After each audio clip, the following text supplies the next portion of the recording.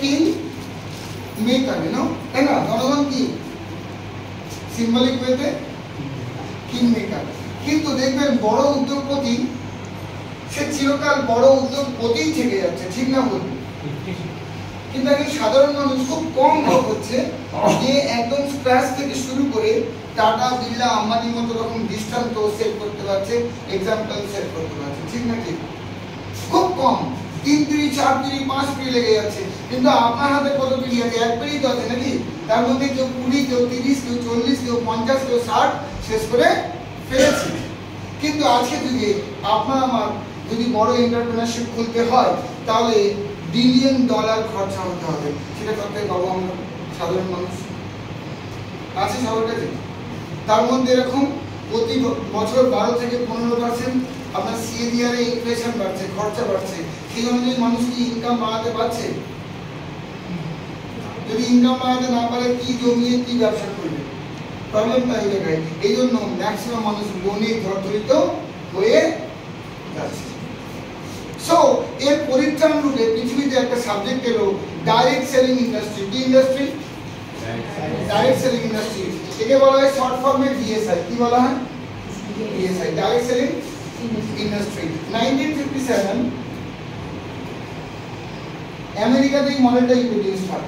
একটা ম্যানুফ্যাকচারার এখানে আছে, উনি যখন কাস্টমারকে প্রোডাক্ট দিচ্ছেন, কাস্টমার 100% কিনছে, ঠিক না? ঠিক। আর এখানে দেখুন 40% অলমোস্ট তৈরি হয়ে যায়। মাঝখানে dealer, distributor, sub distributor, retailer, advertisement, এই কষ্ট হয় না? এখানে দেখুন 60% টাকা কিন্তু খরচা হয়ে যায়, ঠিক? তাহলে যিনি ম্যানুফ্যাকচারার উনি কিন্তু এন্টারপ্রেনার, ওনার মাধ্যমে কতগুলো ডিলার, ডিস্ট্রিবিউটর মানে ইনকাম করে খাচ্ছে, ঠিক না? ঠিক, ঠিক। কিন্তু জনগণের কি লাভ? জনগণ শুধু টাকা দিচ্ছে আর প্রোডাক্ট কিনছে, টাকা দিচ্ছে আর প্রোডাক্ট কিনছে। ডিমোক্রেটাইজিং কিন্তু হচ্ছে না। ওই ব্যবসার মধ্যে কোনো জনগণ ঢুকতে পারছে না, ঠিক না? ঠিক। তাহলে এখানে কোম্পানি বলছে 1957 সালে আমেরিকাতে মডেল ইন্ট্রোডিউস হয়, সেই মডেলের নাম হচ্ছে DSI। এখানেও কোম্পানি থাকবে 40%, আর ইনিও কাস্টমারকে দেবে 100%। বুঝে গেল? ইনিও কাস্টমারকে দেবে 100%।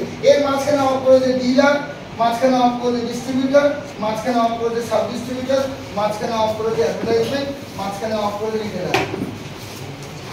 তাহলে কত পার্সেন্ট টাকা প্লাস হলো কোম্পানি হাতে? 60%। এখানে মাইনাস হলো, এখানে কত পার্সেন্ট প্লাস হলো? 60%। কোম্পানি বলছে আপনার একটা সহজাত প্রবৃত্তি আছে, যে কোনো ভালো জিনিস আপনার ভালো লেগে যায় সেটা অটোমেটিক কিন্তু আপনি অন্য কাউকে ছড়িয়ে দেন। আচ্ছা, একটু বড় করে হাত তুলুন। একটা গণতান্ত্রিকরণ অফ এন্টারপ্রেনারশিপ, যে as a consumer of product you will be an entrepreneur. Thank you very much. এর জন্য বড় করে একটা হাত তুলুন।